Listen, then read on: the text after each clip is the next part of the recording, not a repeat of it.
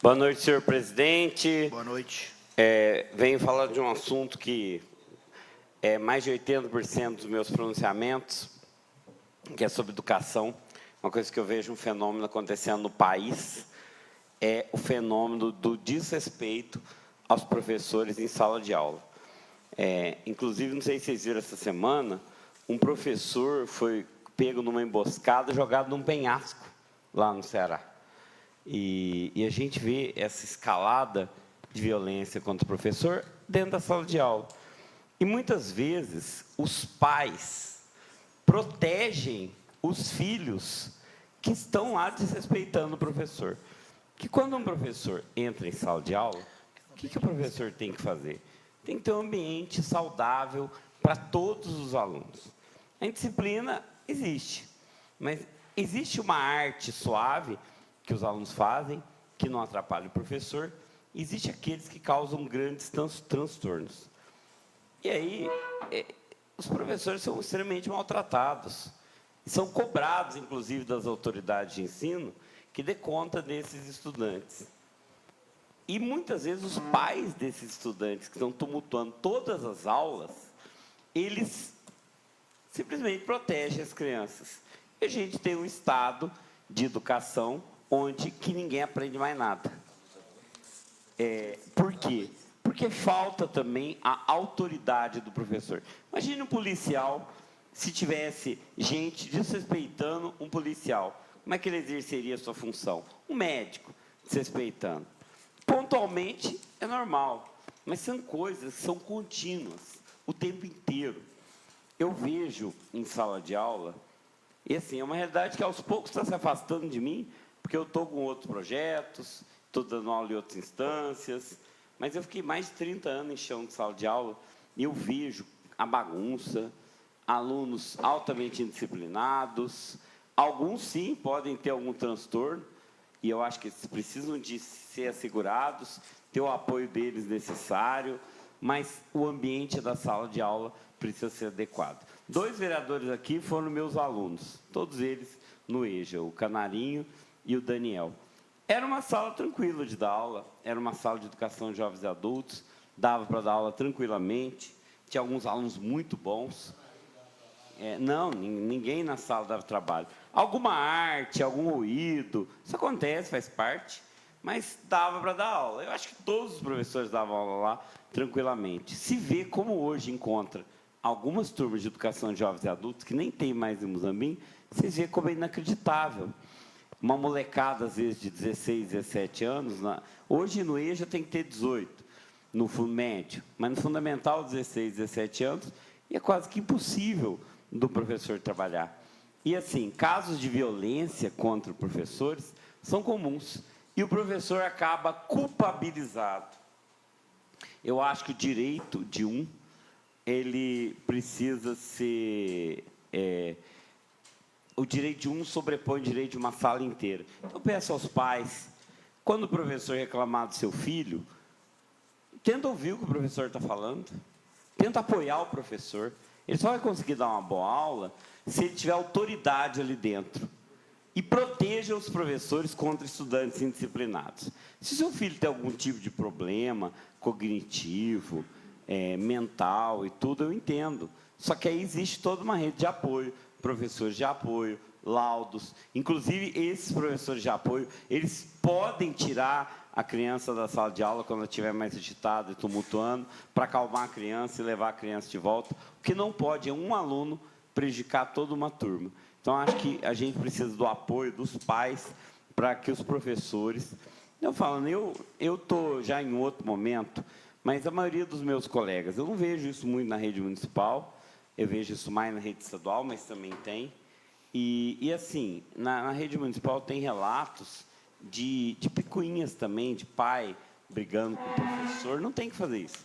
Tem que deixar o professor dar aula em paz. Muita gente não sabe quanto que é o salário de um professor, mas o salário do professor é maior do que um profissional que não tem nível superior, mas é muito menor que um profissional de ensino superior em geral. O salário do professor de apoio em Muzambinho é absurdo. Um salário mínimo é R$ 200, R$ 1.800. Então, para ele ficar na sala de aula 30 horas. Por trabalhar 30 horas por semana, é um salário de miséria. Mas mesmo os professores, a Heloísa conseguiu fazer um salário bom, um professor que trabalha aqui no Zamin 20 horas ganha R$3.000, ganha um pouco menos, 2.900 e pouco. Vocês falaram, é um salário bom, né, Fran? Uma pessoa que tem curso médio, eu acho o salário bom. É. Salário inicial. Mas, assim, no Estado, está dando 2.200, pela mesma carga horária na rede estadual. 2.200. O professor estuda, não para um minuto e está ganhando um salário desse. Eu penso, quando eu, às vezes, vou contratar algum advogado, aqui, Marinha Advogados, honorários advocatícios de um advogado, por vezes, são 3 meses do salário do professor, né, Marinho? Pensa bem, a pessoa fez um curso superior e ganha menos que outros. Um médico vai cobrar uma consulta, cobra R$300. O engenheiro vai fazer uma obra, cobra mais. O professor é a categoria que menos ganha. E, aos poucos, a gente vai perder professores. A gente vai ter menos professores em sala de aula. Então, e é muito difícil aumentar o salário, porque precisa de muito professor. Precisa de muito mais professor, isso também justifica os baixos salários, que você tem que ter muito mais professor, mas precisa de ter mais professor do que médico, precisa ter mais professor do que advogado. Incrivelmente, tem mais gente formando em advogado do que professor, mas a gente precisa de mais professores. E está faltando. O Salatiel mesmo não tinha professor de matemática para dar aula à noite, foi uma agrônoma da aula. Não tinha professor de física, foi um professor que formado em ciência da computação da aula de física. Está faltando professores de várias áreas e está faltando muito mais pelo sucateamento da categoria. Concordo, o professor de apoio ganha muito pouco, precisa ganhar mais e tem uma tarefa muito importante. Os professores não tem como aumentar o salário de forma significativa, mas tem como dar paz para o professor. Uma coisa que eu sou favorável é que o professor não fique com aquele mundo de papel, sabe? Aquele mundo de relatório, planilha, Thaisa foi professora, sabe, da encheção de saco do inferno, que é ficar preenchendo planilha. Isso aí não se ensina mais. Eu acho que isso tinha que acabar. Tem coisas que tem que preencher, o livro ponto, o diário de classe para botar quem está presente ou não, registrar o que deu na aula, fazer um planejamento no início do ano, mas é isso, não é ficar preenchendo um monte de planilha absurda. Inclusive, eu já até opinei perante a secretária de Educação que eu acho que tem que cortar metade dos relatórios que se faz, porque não tem necessidade desses relatórios. Esses relatórios eles estão sugando a profissão docente. Eu sou educador que há 30 anos reflito sobre a prática.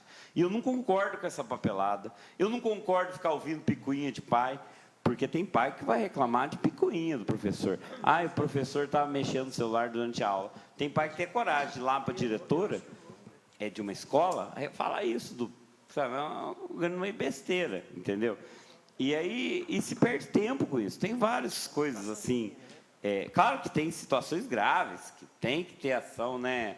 A gente tem até um episódio que foi divulgado aí na mídia, que aconteceu, situação grave, aí tem que ter um deslinde. Mas estou falando de coisas corriqueiras, de coisas banais, entendeu? De coisas comuns do dia a dia, quantidade de picuinha, de encheção de saco. Eu vejo aqueles professores antigos, se voltasse à sala de aula, não aguentava, não. Não aguentava. A quantidade de coisa absurda que se vê hoje em educação, a falta de respeito, a perda de autoridade do professor, e eu acho que a gente tem que respaldar. Eu peço para o ouvinte que ajude o professor do seu filho, ele precisa trabalhar bem, ele precisa trabalhar em paz, ele precisa conseguir dar uma boa aula, uma aula tranquila, ele já ganha muito pouco. Então, vai lá, mas ganha mais do que eu que trabalho na roça. Só que o professor, ele ficou vários anos estudando, às vezes nem trabalhou para estudar, e tem que estudar a vida inteira, e leva serviço para casa, leva preocupação para casa. Vereador, oi. Antes de terminar seu tempo aqui, eu queria roubar um segundinho seu. Claro. Se possível. Falando a respeito de professor e aluno, primeiramente queria parabenizá-lo pela fala do Dia dos Professores, representando Obrigado. Nós vereadores. Foi muito bem apropriado sua fala. E não podia esquecer também de enaltecer o discurso do prefeito, Paulinho, que ele fala exatamente o seguinte, que todas as pessoas que sobressaíram de alguma forma ou outra, em um cargo ou outro, você mesmo citou advogado, engenheiro, etc., tiveram necessariamente que passar, primeiramente, por um professor. Sim. Né? E, então, a homenagem que foi feita por essa casa, primeiro que já é uma lei, que a gente dá sequência na lei que foi criada. Né? E eu achei que muito merecido as pessoas que receberam as homenagens, né? E também gostaria de enaltecer o discurso da minha homenageada, a dona Terezinha, que com muita lucidez e muita propriedade discorreu sobre a matéria e sobre a importância do professor e do próprio aluno. Muito obrigado. Muito obrigado. Só para concluir, senhor presidente, eu falo que por trás de todos os profissionais passaram professores. O professor é uma categoria que precisa ser valorizada e o professor entra na sala, não para um minuto, ele não senta. Ele não tem como sair a qualquer momento para tomar um cafezinho, não.